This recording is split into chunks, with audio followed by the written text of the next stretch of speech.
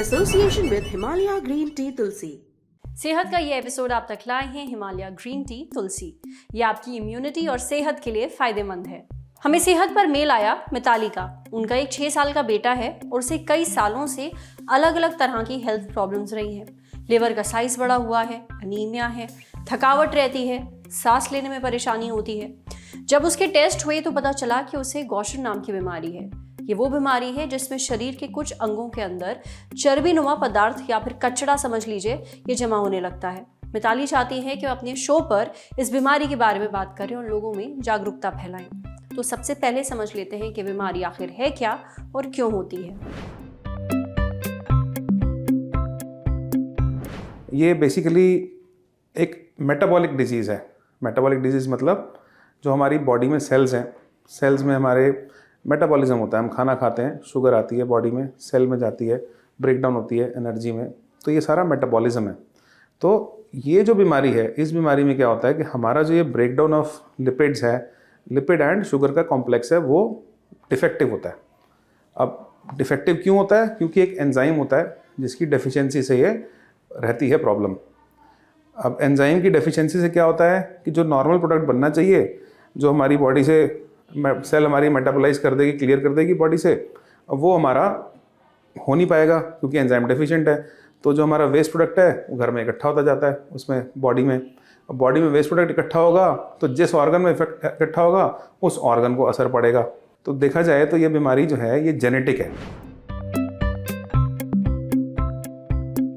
जहाँ से हमारा हीमोग्लोबिन बनता है, प्लेटलेट बनते हैं, वाइट सेल्स बनते हैं, वहाँ पे भी ये पहुँच जाता है, वहाँ भी इकट्ठा होता है। वहाँ इकट्ठा होगा तो क्या होगा, हमारा हीमोग्लोबिन कम होएगा क्योंकि फंक्शन नहीं हो पाएगा बोन मैरो का, प्लेटलेट कम होएगा, वाइट सेल काउंट कम होंगे तो हमारे इन्फेक्शन के चांसेस बढ़ जाते हैं।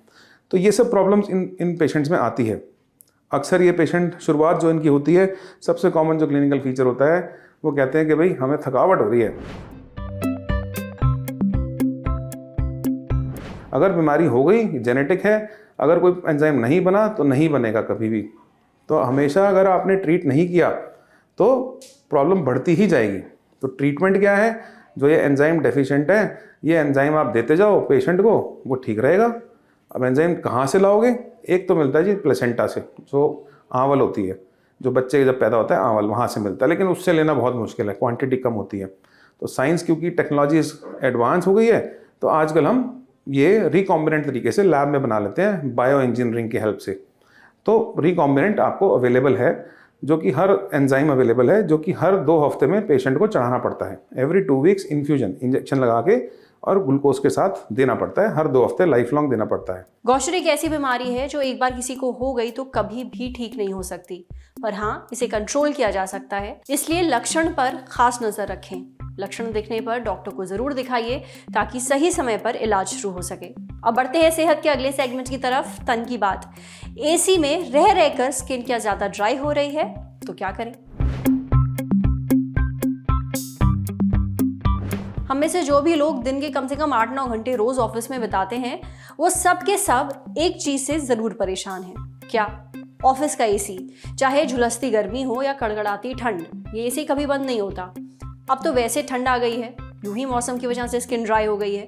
ऊपर से इस मौसम में इतना समय रोज एसी में रहने से स्किन और ज्यादा ड्राई हो जाती है।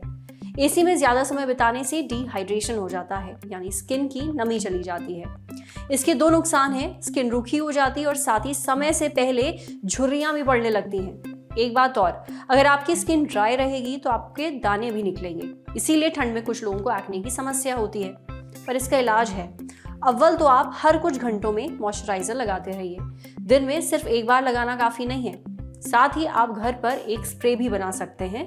गुलाब जल को एक छोटी सी बोतल में डाल लीजिए और फिर हर कुछ घंटों में इसे अपने मुंह पर छिड़कते रहिए। इससे नमी बनी रहेगी। कोशिश करिए कि ज्यादा वक्त मुंह पर मेकअप ना रहे। ढेर सारा पानी पीजिए। एक और टिप, अगर आपको लगता है कि ऑफिस के अंदर टैनिंग नहीं होती है तो आप गलत हैं। चेहरे पर सनस्क्रीन जरूर लगाइए, भले ही सर्दी आ गई हो। समझे? अब आ रही है सेहत के आखिरी सेगमेंट की, खुराक यानी झकास सी हेल्थ टिप। जानिए मैदे से बनी चीजों को थोड़ा कम अनहेल्दी कैसे बनाएं। अक्सर जब हेल्दी खाने की सलाह दी जाती है, तो मैदा अवॉइड करने को कहा जाता है। पर अगर आप मैदे का इस्तेमाल कर ही रहे हैं तो आप इसे थोड़ा हेल्दी बनाने के लिए एक टिप ट्राई कर सकते हैं। देखिए, मैदे से बनी चीज़ कितनी अनहेल्दी है ये डिपेंड करता है कि उसे कैसे बनाया गया है।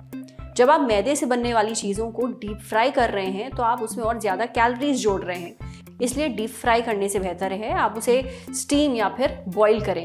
आप एयर फ्राइंग भी कर सकते हैं। आज सेहत पर इतना ही। अगर आप एक डॉक्टर हैं, हमसे कुछ शेयर करना चाहते हैं तो जो ईमेल आईडी इस वक्त आपको अपनी स्क्रीन पर दिख रही है उस पर हमें एक मेल भेज दीजिए। शुक्रिया।